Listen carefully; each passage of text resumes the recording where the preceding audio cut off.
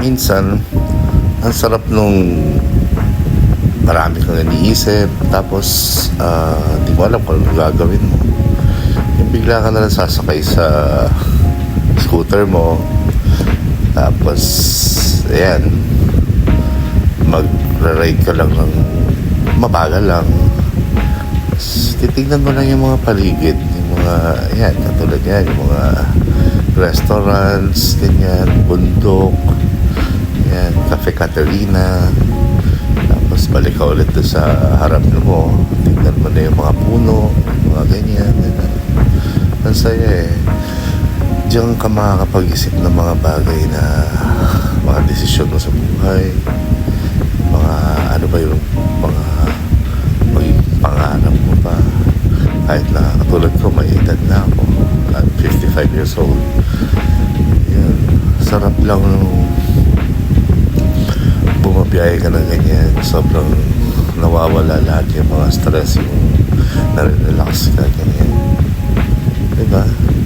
Kayo, ano masasabi nyo kapag nagbabiyahe kayo ng mga ganyan, yung mga biglaang short ride lang, minsan hanggang doon lang sa Sampaloc, ayan, titignan mo lang yung mga tanawin dyan, diba?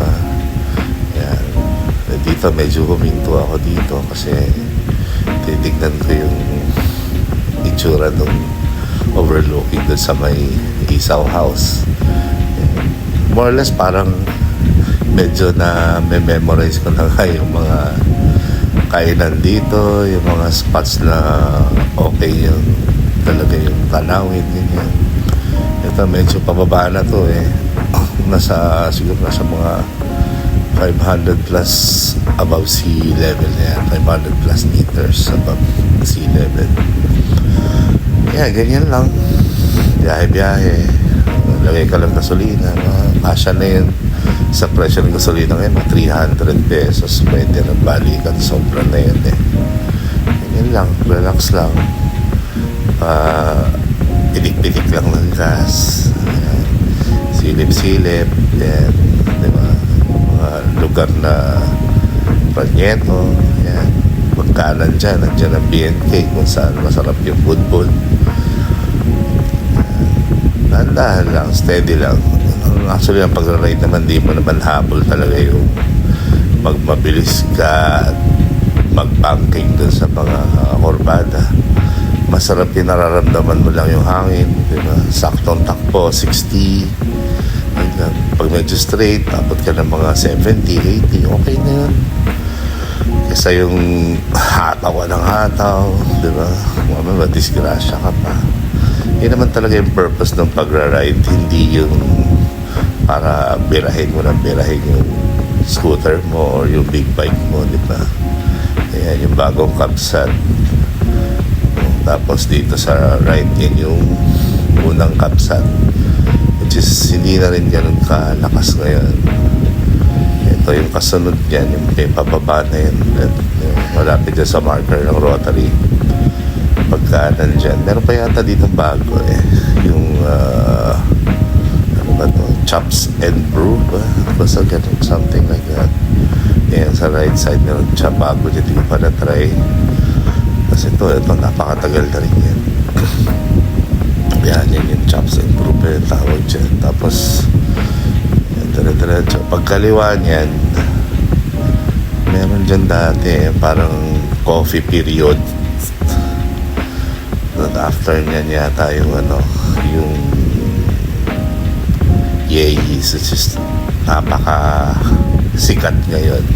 Nung napupunta kami dyan dati, hindi naman ganyan nakakadami yung kumakain. Pero ngayon grabe. Ayan lalo pag gabi, punong-puno yan ng mga motor tsaka kotse. Ayan. Tapos pagbaba dyan, meron dyan doon ako hihinto sa banda doon. Dahan-dahan lang ako kasi may naramdaman ako nakita ko sa side mirror na dadaan na CRV. So, pinauna ko na. Ayan. Kaya, sarap lang yung dahan-dahan lang yung biyahe. Hindi nakaka-nervyos, alam mo yan. Kasi may edad na tayo, di ba? Na tayo mag-angas na, mag-banking-banking. One miss you die. Ganun eh. Diba? So yan, malapit na tayo sa Tanto. Yung Tanto, medyo hindi ko alam, hindi pa ako nakakain dyan eh. Sa Tanto. Parang Japanese daw yan or something. Pero yun nga. O basta, mag-ingat kayo lagi. Yun lang. Pasyal lang. Nang maghahataw kasi delikado eh. Mahirap na. Matsambahan, di ba? Ayan na. Nandiyan na yung Tanto sa right side. Ayan. Tatapusin ko na dito. Ride safe mga brother ha. Till next na pasyal ko ulit. Share ko rin sa inyo yung ibang lugar naman. Bye.